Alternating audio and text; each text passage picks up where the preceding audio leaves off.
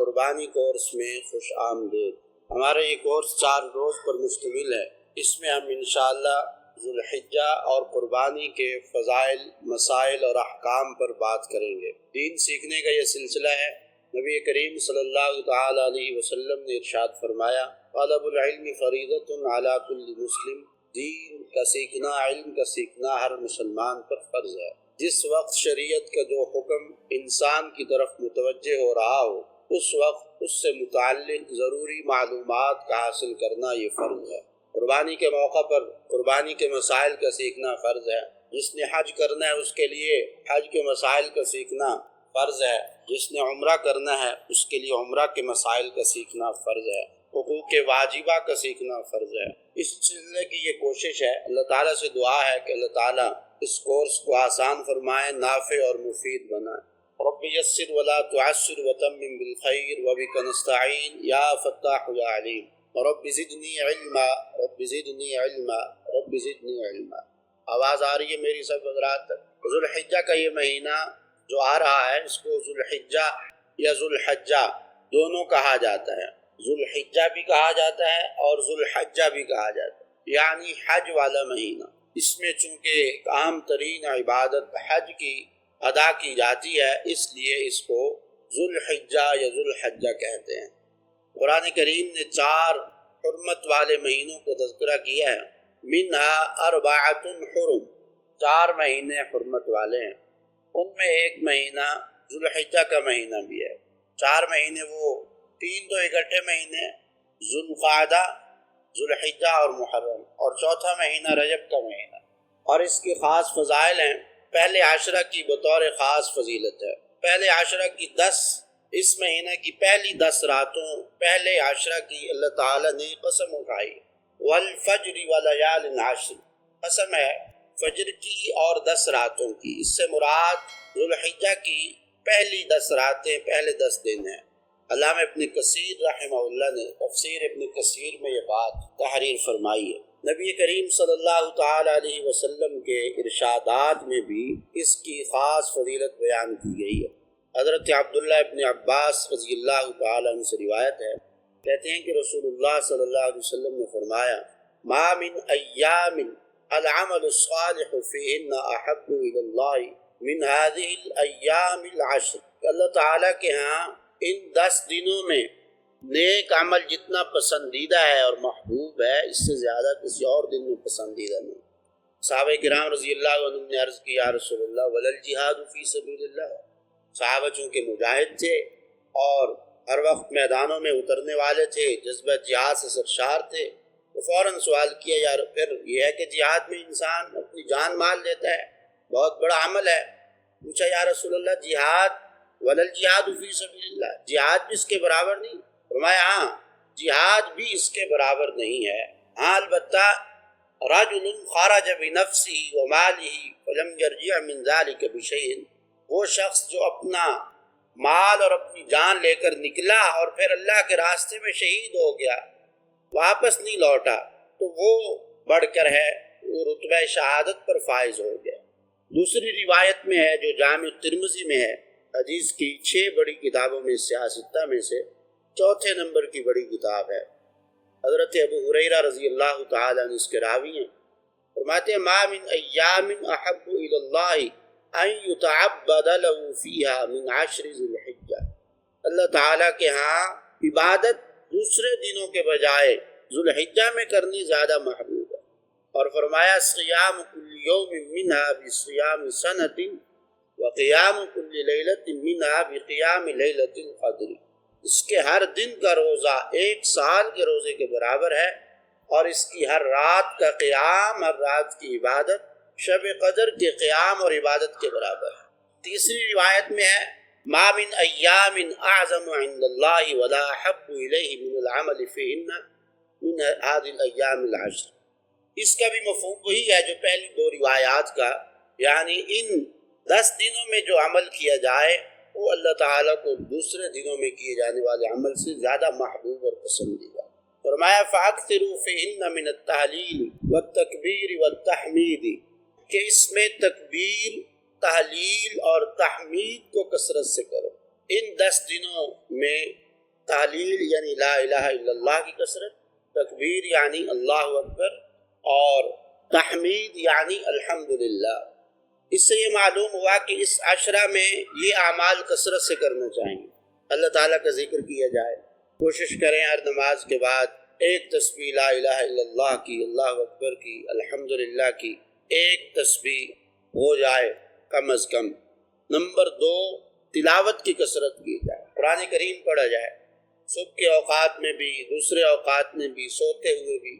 مغرب کی نماز کے بعد سورہ واقعہ کی تلاوت کو اپنا معمول بنانا چاہیے، اور عشاء کی نماز کے بعد یا مغرب کے بعد بھی پڑھ سکتے ہیں سورہ ملک۔ سورہ واقعہ جو ہے اگر پڑھی جائے تو رزق کی تنگی کی شکایات دور ہو جاتی ہیں۔ آج کل ہمیں یہ شکوہ رہتا ہے اکثر کہ بھائی رزق کی تنگی ہے، اور اس کے لیے وظائف معلوم کیے جاتے ہیں ادھر ادھر سے، اور دیکھا جاتا ہے کہ بھائی وظائف معلوم کیے جاتے ہیں، کوئی تعویذ دے دیں، کوئی وظیفہ بتا دیں، یہ کر دیں وہ کر دیں۔ تو قرآن کریم نے وظیفہ بتایا ہے، نبی کریم صلی اللہ علیہ وسلم نے وظیفہ بتایا سورہ واقعہ کا، مغرب کی نماز کے بعد سورہ واقعہ کا اہتمام کیا جائے۔ اور سورہ ملک جو ہے وہ واقعہ ہے، واقعہ، واقعہ کا مطلب یا کے ساتھ واقعہ، جہنم کے عذاب سے بچانے والی، جو رات کو سونے سے پہلے پڑھتا ہے، مغرب کے بعد پڑھ لے یا عشاء کے بعد پڑھ لے، اللہ تعالیٰ اس کو عذاب قبر سے محفوظ رکھتے ہیں۔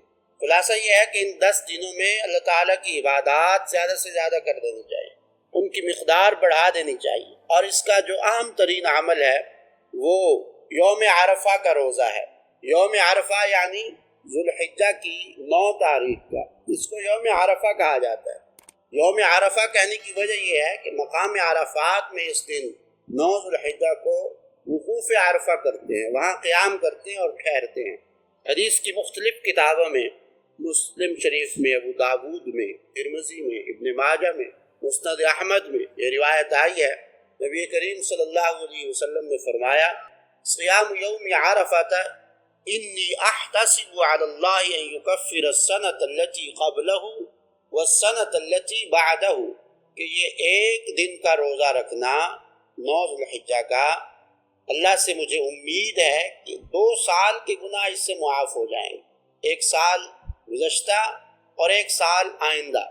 یوم عاشورہ یعنی 10 محرم کے روزے کی یہ فضیلت ہے کہ اس دن ایک دن کے روزے سے 1 سال کے گناہ معاف ہوتے ہیں۔ حدیث میں آتا ہے صیام یوم عاشورہ احتسب علی اللہ ان یکفر السنۃ التي قبلہ، فرمایا کہ 1 سال گزشتہ کے گناہ معاف ہوتے ہیں، اور یہ روزہ رکھنے سے، ذوالحجہ کا روزہ رکھنے سے، 9 ذوالحجہ کا روزہ رکھنے سے 2 سال کے گناہ معاف ہوتے ہیں۔ اور جیسا کہ ہم نے ترمذی کی روایت حدیث اس سے پہلے پڑھی ہے، جس میں نبی کریم صلی اللہ علیہ وسلم نے ارشاد فرمایا کہ ذوالحجہ کا یہ جو عشرہ ہے، اس کے ہر دن کا روزہ 1 سال کے روزے کے برابر ہے، اور اس کے ہر رات کا قیام شب قدر کے قیام کے برابر ہے۔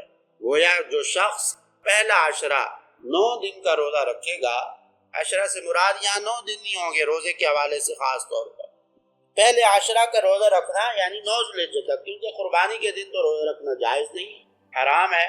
تو حدیث میں یہ آ گیا کہ 1 روزہ رکھنے سے سال کے برابر، تو گویا جو شخص 9 دن روزہ رکھے گا اس نے 9 سال روزہ رکھا، اور جو 9 راتیں یہ قیام کرے گا تو اس کو 9 دفعہ شب قدر کا ثواب مل جائے گا۔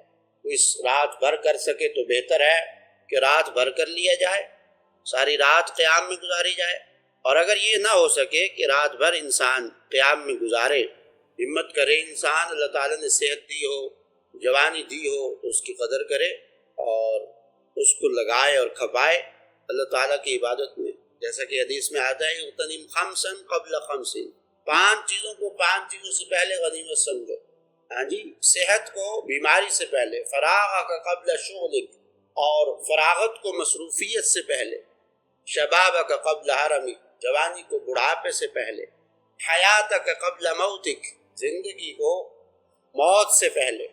اس وقت کو غنیمت سمجھتے ہوئے انسان اللہ کی عبادت میں، توبہ میں، انابت میں، رجوع میں، ذکر و اذکار میں لگائے، اور پھر جوانی میں اللہ کی طرف رجوع۔ یہ تو فارسی میں کسی شاعر نے یہ کہا ہے کہ در جوانی توبہ کردن شیوہ پیمبری، وقت پیری گرگ ظالم میں شود پرہیزگار۔ جوانی میں توبہ کرنا اور اللہ تعالیٰ کے در پہ جھکنا، یہ پیغمبروں کا طریقہ، پیغمبروں کی سنت ہے، ان کا شیوا اور وتیرہ ہے۔ وقت پیری، پیری بڑھاپے کو کہتے ہیں فارسی میں۔ بڑھاپے کے وقت ظالم بھیڑیا میں شود پرہیزگار، وہ بھی بڑا صوفی صافی بن جاتا ہے، کیونکہ اس سے شکار ہی نہیں ہوتا۔ جب جوانی میں گناہوں کی خواہش ہوتی ہے، تمنا ہوتی ہے، اس کے باوجود انسان صبر عن المعاصی کرے اور صبر علی الطاعات کرے، یعنی گناہوں سے بچے اور اللہ تعالیٰ کی عبادات پر مداومت اختیار کرے، دوام اختیار کرے اور استقامت اختیار کرے، یہ پیغمبروں کا طریقہ ہے۔ اب یہاں پر یہ مسئلہ آ جاتا ہے، اہم مسئلہ۔ ہمارے ہاں بعض دفعہ یہ اشکال کر دیا جاتا ہے، بعض لوگ یہ کہہ دیتے ہیں کہ بھائی یوم عرفہ حاجیوں کا کب ہوتا ہے؟ جب سعودیہ میں 9 ذوالحجہ ہوتی ہے اور ہمارے ہاں عام طور پر 8 ذوالحجہ ہے۔ کبھی کبھی یہ تاریخیں برابر بھی ہو جاتی ہیں، جس طرح اس سال عید سعودیہ کی اور یہاں کی ایک ساتھ ہو گئی، تو کبھی ہو جاتا ہے اس طرح۔ عام طور پر یہ ہے کہ فرق ہوتا ہے ایک دن کا۔ تو بعض لوگ یہ اشکال کرتے ہیں کہ بھئی یوم عرفہ جس دن وہاں ہے اس دن روزہ رکھنا چاہیے۔ تو بھئی ایسا نہیں ہے۔ جس طرح ہم روزے اپنے ملک اور اپنی رؤیت ہلال کے اعتبار سے، چاند دیکھنے کے اعتبار سے کرتے ہیں، اور اسی طرح نمازوں کا اوقات کا بھی ہے۔ اب مثلاً ہمارے ہاں جب دن ہوتا ہے تو بعض ممالک میں رات ہوتی ہے، جیسے کینیڈا وغیرہ میں اور بعض جگہوں پر، اور ہمارے ہاں جب رات ہوتی ہے ان کے ہاں دن ہوتا ہے اور وہ نمازیں پڑھ رہے ہوتے ہیں۔ تو اب یہ اختلاف مطالع ہے، سورج اور چاند کے آگے پیچھے ہونا اور ان کے طلوع اور غروب کے اوقات یہ مختلف ہوتے ہیں۔ خود ہمارے ملک میں بھی ایسا ہے، جیسے اب کراچی ہے تو کراچی ہم سے تقریباً آدھا گھنٹہ لیٹ ہے پنجاب سے، پنجاب کے بعض شہروں سے، وہاں سورج آدھا گھنٹہ لیٹ ڈوبتا ہے، غروب ہوتا ہے۔ ہمارے ہاں پہلے ایسے ہی کوئٹہ ہے، وہ بھی 20-25 منٹ، آدھا گھنٹہ مختلف دنوں میں اس کی ترتیب ہوتی ہے۔ اور انڈیا کا غالباً ہمارے ساتھ انڈیا کے بعض طلباء موجود ہیں، انڈیا کا غالباً فرق 1 گھنٹے کا فرق ہے شاید، ٹھیک ہے۔ تو یہ فرق ہوتا ہے۔ دوسرا مسئلہ ذوالحجہ کے روزوں کے حوالے سے یہ ہے کہ بھئی ان روزوں میں قضاء کی نیت کر سکتے ہیں کہ نہیں، یہ مسئلہ بھی پوچھا جاتا ہے۔ شوال کے روزوں میں بھی پوچھا جاتا ہے اور ذوالحجہ کے روزوں میں۔ فرض اور نفل روزے کو اکٹھا نہیں کیا جا سکتا، ایک نیت کریں گے آپ۔ اگر آپ قضاء کی نیت کر لیں گے تو وہ صرف قضاء ہوں گے، اس میں ذوالحجہ کے روزوں کا ثواب آپ کو نہیں ملے گا، اور اگر آپ نفل رکھیں گے تو پھر وہ قضاء نہیں ہوگا۔ نفلی عبادات میں تو ایک سے زیادہ نیتیں ہو سکتی ہیں۔ مثال کے طور پر جیسے 2 رکعت نفل ہم نے پڑھنے ہیں، مغرب کی نماز کے بعد 2 سنتیں پڑھی، ساتھ ہم 2 نفل ملا لیتے ہیں۔ اب ان 2 نفلوں میں ہم کئی نیتیں کر سکتے ہیں، صلاۃ الحاجت کی بھی کر لیں، صلاۃ التوبہ کی بھی کر لیں، ٹھیک ہے، صلاۃ الشکر کی بھی کر لیں، مختلف نیات ہم جمع کر سکتے ہیں، کیونکہ وہ نفل ہے اور ساری نفلی نیتیں ہیں۔ لیکن ایسا نہیں ہے کہ فرض اور نفل دونوں کو اکٹھا کر لیں۔ دوسرا بلکہ تیسرا مسئلہ وہ ہے عشرہ ذوالحجہ میں ناخن اور بال نہ کاٹنے کا۔ اصل تو یہ ہے کہ جس شخص کا قربانی کا ارادہ ہے اس کے لیے مستحب یہ ہے، سنت ہے کہ جب ذوالحجہ کا چاند نظر آ جائے تو اس کے بعد وہ جسم کے کسی بھی حصہ کے بال نہ کاٹے، نہ داڑھی کے، نہ مونچھوں کے، نہ بغلوں کے، نہ زیر ناف، نہ جسم کے کسی اور حصہ کے۔ جیسے عورتیں بعض دفعہ، عورتوں کے لیے تو ویسے بھی سر کے بال تراشنا اور کاٹنا جائز نہیں، عام حالات میں بھی۔ ان دنوں میں مستحب ہے، مرد کے لیے بھی عورت کے لیے، لیکن یہ اس شخص کے لیے ہے جس نے قربانی کرنی ہے۔ جس نے قربانی نہیں کرنی اس کے لیے یہ مستحب نہیں ہے۔ البتہ اگر وہ ایسا کر لیتا ہے تو اس کو مشابہت کا ثواب ملے گا۔ لیکن یہاں 1-2 باتیں سمجھنا ضروری ہے۔ ایک تو یہ ہے کہ ہمارے ہاں اعتدال سے ہم نکل جاتے ہیں، جو شریعت کے جس حکم کا درجہ ہے اس کو وہاں نہیں رکھتے۔ اب یہ حکم مستحب ہے لیکن ہمارے ہاں اس کو بعض دفعہ فرض واجب سمجھ لیا جاتا ہے، اور لوگ سمجھتے ہیں کہ شاید ہم اگر ناخن کاٹ لیں گے یا بال کاٹ لیں گے گناہ ہوگا ہمیں، تو ایسا نہیں ہے، یہ صرف مستحب حکم ہے۔ مستحب کا مطلب، سنت کا مطلب یہ ہے اگر ہم عمل کرتے ہیں تو ہمیں بہت اجر و ثواب ملے گا۔ نبی کریم صلی اللہ علیہ وسلم کی سنت زندہ کرنے کا بہت ثواب ہے۔ ایک روایت میں آتا ہے جو اگرچہ سنت کے لحاظ سے کمزور ہے لیکن ترغیب کے لحاظ سے بہت عمدہ ہے، آپ صلی اللہ علیہ وسلم نے فرمایا کہ جس نے میری سنت کو فساد کے زمانہ میں زندہ کیا فلہو اجر 100 شہید، اس کے لیے 100 شہیدوں کا ثواب ہے، اتنا بڑا ثواب ہے۔ دوسری بات یہ ہے کہ اس شخص کے لیے مستحب اور سنت ہے جس نے قربانی کرنی ہو، جس نے قربانی نہیں کرنی اس کے لیے مستحب بھی نہیں ہے، مشابہت کرتا ہے تو اچھی بات ہے، اس مشابہت کا ثواب مل جائے گا۔ تیسری بات اس میں یہ ہے، اگر کسی شخص کو اپنے جسم کے زائد بال شمار ہوتے ہیں بغلوں کے بال اور زیر ناف بال، زائد بال صاف کیے ہوئے یا اسی طرح ناخن تراشے ہوئے 40 دن سے زیادہ ہو گئے ہوں تو اس کے لیے ان بالوں کو کاٹنا ضروری ہے، واجب ہے، اگر نہیں کاٹے گا تو گناہ گار ہوگا۔ اب وہ یہ نہ کہیں کہ بھائی ذوالحجہ کے 10 دن چل رہے ہیں یہ گزار کر پھر کاٹ دو، کیونکہ حدیث پاک میں منع ہے۔ صحابہ کرام رضی اللہ عنہ اجمعین نے بتایا ہے کہ ہم یہ سمجھتے تھے اور ہمیں حضور صلی اللہ علیہ وسلم نے یہ سکھایا کہ 40 دن کے اندر یہ صفائی کر لیں گے، یہ زیادہ سے زیادہ میکسیمم اس کی لمٹ اور مدت ہے، ورنہ بہتر اور سنت یہ ہے کہ بھئی ہر ہفتے جسم کے زائد بال صاف کر لیے جائیں، لے لیے جائیں۔ چوتھا مسئلہ عشرہ ذوالحجہ کے حوالے سے تکبیرات تشریق کا ہے۔ اس کے 2 مسئلے ہیں۔ پہلا مسئلہ تو یہ ہے کہ پورا عشرہ چلتے پھرتے اٹھتے بیٹھتے تکبیرات تشریق پڑھتے رہنا چاہیے۔ یہ ہر وقت آپ کے ہاتھ میں تسبیح ہو، کاؤنٹر تسبیح لے لیں، عام تسبیح دانوں والی لے لیں، کوئی بھی ہاتھ میں تسبیح رکھنے کا فائدہ یہ ہوتا ہے کہ اس کی وجہ سے بندہ کچھ نہ کچھ پڑھ لیتا ہے۔ بعض لوگوں کو اتنا اخلاص کا وہ ہو جاتا ہے گویا کہ ہیضہ، وہ کہتے ہیں کہ بھئی تسبیح نہیں ہاتھ میں لینی، یہ تو ریاکاری ہو جائے گی۔ بھئی اخلاص اور ریاکاری کا تعلق آپ کی نیت سے ہے۔ آپ کی نیت اگر صاف ہے اور صرف اللہ تعالیٰ کی رضا مقصود ہے تو پھر آپ کے ہاتھ میں کاؤنٹر تسبیح ہو یا، لیکن صرف یہ نیت صحیح رکھیں، نیت صحیح ہو، لوگ دیکھتے ہیں دیکھتے رہیں، نماز تو پڑھنی ہے، اللہ کا ذکر تو کرنا ہے، تلاوت تو کرنی ہے۔ اب اس وجہ سے تھوڑی چھوڑ سکتے ہیں کہ لوگ دیکھ رہے ہیں۔ لوگوں کا دیکھنا برا نہیں ہے، لوگوں کو دکھانا برا ہے، یعنی اس نیت سے کرنا کہ لوگ دیکھیں۔ ایک بات تو یہ ہوئی، تکبیر تشریق زیادہ سے زیادہ پڑھیں اور اس سے وہ فضیلت بھی حاصل ہو جائے گی۔ کون سی؟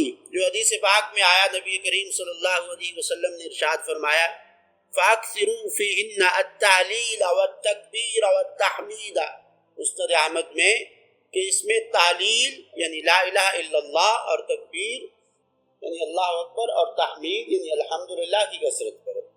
تو اب یہ تکبیر تشریق میں یہ تینوں چیزیں آ گئی ہیں، اللہ اکبر لا الہ الا اللہ بھی آ گیا اور پھر وَلِلَّهِ الْحَمْدُ تحمید بھی آ گئی۔ اس سے وہ سنت جو ہے یعنی عشرہ ذوالحجہ میں کثرت سے ذکر کرنا وہ بھی حاصل ہو جائے گی کہ ہر وقت چلتے پھرتے اٹھتے بیٹھتے۔ اور یہ بات یاد رکھنی چاہیے کہ مسنون اعمال جو ہیں ان میں برکت زیادہ ہوتی ہے۔ بعض دفعہ میں لوگ ادھر ادھر کے عمل بتا دیتے ہیں، یہ کر لو اور یہ وظیفہ اتنی دفعہ پڑھ لو، یہ وظیفہ۔ بھائی جو وظیفہ اللہ کے نبی صلی اللہ علیہ وسلم بتا رہے ہیں اس سے بڑھ کر کوئی وظیفہ نہیں ہے، اس پر فوکس کریں اور اس پر مکمل توجہ ہو۔ ہاں کوئی وظیفہ جائز وظیفہ ہے، کسی خاص جائز مقصد کے لیے ہے، جائز وظیفہ ہے، اس کو اعتدال کے ساتھ صحیح نظریے اور عقیدے کے ساتھ کرنے میں بھی کوئی حرج نہیں ہوتا۔ تکبیرات تشریق کے حوالے سے ایک بات یہ، دوسری بات تکبیرات تشریق کے حوالے سے یہ ہے کہ 9 ذوالحجہ جسے ہم یوم عرفہ کہتے ہیں، جس دن ہم نے روزہ بھی رکھنا ہے، اس کی نماز فجر سے لے کر 13 ذوالحجہ یعنی عید سے چوتھا دن، کیونکہ قربانی ہم کرتے ہیں 10 ذوالحجہ کو، 10، 11 اور 12 یہ 3 دن قربانی کے ہوتے ہیں، اور چوتھا دن 13، 9 ذوالحجہ کی فجر سے لے کر 13 ذوالحجہ کی عصر تک ہر نماز کے بعد ہر بالغ مرد عورت وہ نماز جماعت سے پڑھے یا اکیلا پڑھے، مسافر ہو یا مقیم ہو، فرض نماز کا سلام پھیرتے ہی فوراً ایک مرتبہ تکبیر تشریق کہنا واجب ہے، ایک مرتبہ یہ تکبیر تشریق کہنا واجب ہے۔